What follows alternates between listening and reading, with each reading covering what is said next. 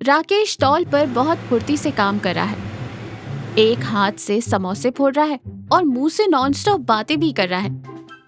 प्रिया चाट खाते हुए उसकी बातें सुन रही है और वहीं अभिजीत अपने प्लेट के इंतजार में थोड़ा गुस्सा सा हो रहा है।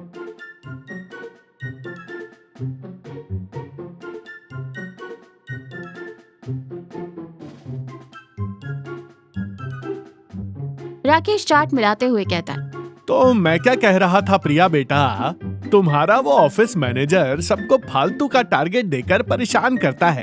तुम डरा मत करो, कल जाकर सीधे पूछना, क्या जी हम इंसान हैं या मशीन?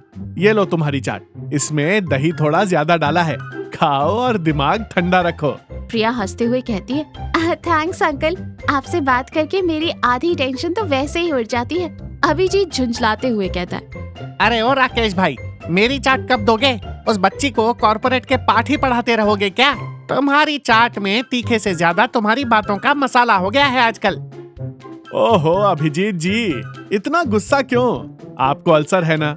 उस पेट की जलन को शांत करने के लिए मुझे स्पेशल मीठी मूंगफली की चटनी मिलानी पड़ती है।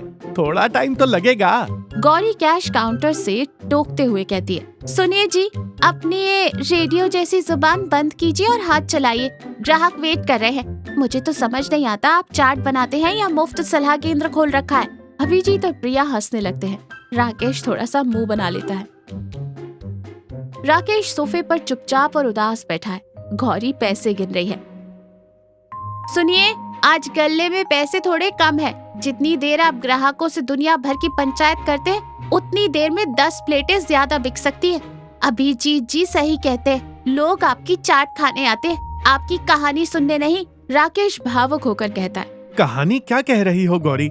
वो सब सिर्फ मेरे ग्राहक नहीं, मेरे परिवार जैसे हैं। वो प्रिया बच्ची ऑफिस की टेंशन लेकर आती है। अभिजीत के घर में कोई नहीं है तो वो टाइम पास के लिए आता है। उनके साथ 2 अच्छी बातें कर लूं तो क्या गुनाह है? गुनाह नहीं है, पर हद से ज्यादा बोलना भी ठीक नहीं। आपकी चाट के स्वाद की वजह से लोग आते हैं। बस कल से आप स्टॉल पर एक फालतू शब्द नहीं बोलेंगे, चुपचाप चाट देंगे। देखना हमारा बिजनेस कैसे डबल होता है। राकेश ताव में आकर कहता है, अच्छा, मेरी बातों की वजह से बिजनेस का नुकसान हो रहा है तो ठीक है, कल से मेरे स्टॉल पर मेरा मौन व्रत, किसी से एक शब्द नहीं बोलूंगा। मेरी बातों की कीमत है या नहीं, ये कल ही तय हो जाएगा।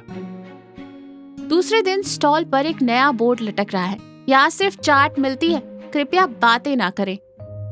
राकेश ने अपने मुंह पर मास्क जैसा एक कपड़ा बांध लिया है और बिल्कुल रोबोट की तरह बिना कुछ बोले चाट बना रहा है। तभी प्रिया आती है।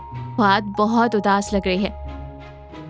अंकल, एक प्लेट लगा दीजिए, पता है आज मेरे ऑफिस में क्या हुआ? राकेश उसे हाथ से रोकने का इशारा करता है और बोर्ड की तरफ उंगली दिखाता है। प्रिया हैरान रह जाती है और चुप हो जाती है। राकेश चुपचाप उसे चाट पकड़ाता है और पैसे ले लेता है। तभी अभिजीत आता है। क्या बात है राकेश, आज तो सीधा बोर्ड ही टांग दिया। लग रहा है घमंड आ गया है। लाओ मेरा वही अल्सर वाला चाट बनाओ। राकेश एक शब्द बोले बिना उसे घूरते हुए फटाफट चाट मिलाता है और अभिजीत के हाथ में थमा देता है। अभिजीत बड़बड़ाते हुए कहता है, बाप रे, इसे तो सच में बहुत बुरा लग गया है। गौरी काउंटर से ये सब देखकर मन ही मन खुश हो रही थी। वो सोचती है, चलो अच्छा है, आज काम कितनी जल्दी जल्दी हो रहा है। अगले दिन लोग काफी खड़े हैं, सब चाट खा रहे हैं, लेकिन माहौल एकदम शांत और बोझिल है। कोई हंस नहीं रहा। ऐसा लग रहा है जैसे सब किसी अस्पताल के वेटिंग रूम में बैठे हों। ग्राहकों के चेहरे पर वो खुशी नहीं है जो पहले हुआ करती थी। प्रिया चाट खाते हुए पास खड़े अभिजीत से कहती है, अभिजीत अंकल, आज चाट का टेस्ट तो रोज जैसा ही बढ़िया है ना, लेकिन पता नहीं क्यों खाने में वो मजा नहीं आ रहा, कुछ खाली खाली सा लग रहा है। अभिजीत भी निराश होकर कहता है, सही कह रही हो बेटा, इस आदमी के हाथ का स्वाद नहीं मरा है, लेकिन इस स्टॉल की जान निकल गई है। रोज आकर इससे 2 बातें बहस कर लेता था तो दिन भर की थकान मिट जाती थी। अब देखो, ऐसा लग रहा है जैसे कोई मैकेनिक चुपचाप मशीन के पुर्जे कस रहा हो।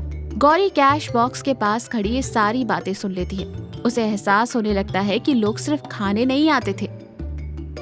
राकेश चुपचाप अपना काम कर रहा है।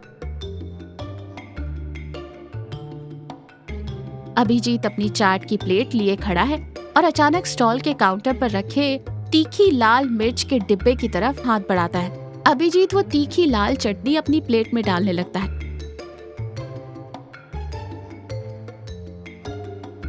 ये देखते ही राकेश की आंखें डर से फैल जाती हैं। उसे पता है कि अभिजीत को अल्सर है और ये लाल मिर्च खाते ही उसके पेट में भयंकर दर्द उठेगा। राकेश घबराहट में हाथ से इशारा करता है, पर अभिजीत उसकी तरफ देखता ही नहीं। अभिजीत वो तीखी चाट मुंह के पास ले ही जा रहा होता है कि राकेश से रहा नहीं जाता। वो झटके से अपने मुंह से कपड़ा खींचकर हटाता है और जोर से चिल्लाता है, अरे अभिजीत, रुक जा पागल इंसान। वहाँ खड़े सभी लोग एकदम चौंक कर राकेश की तरफ देखते हैं।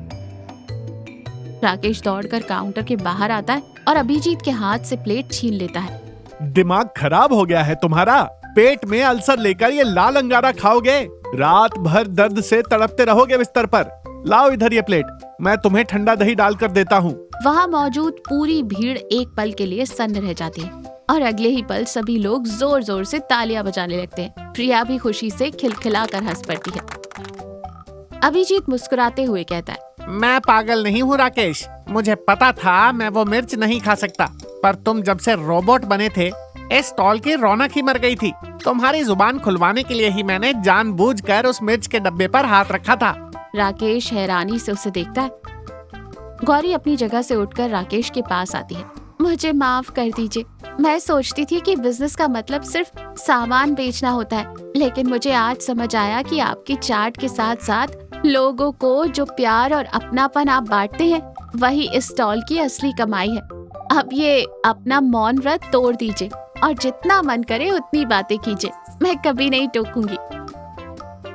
बिल्कुल राकेश अंकल, आप बात नहीं करते तो चाट में नमक सही होने पर भी वो काफी नहीं लगता।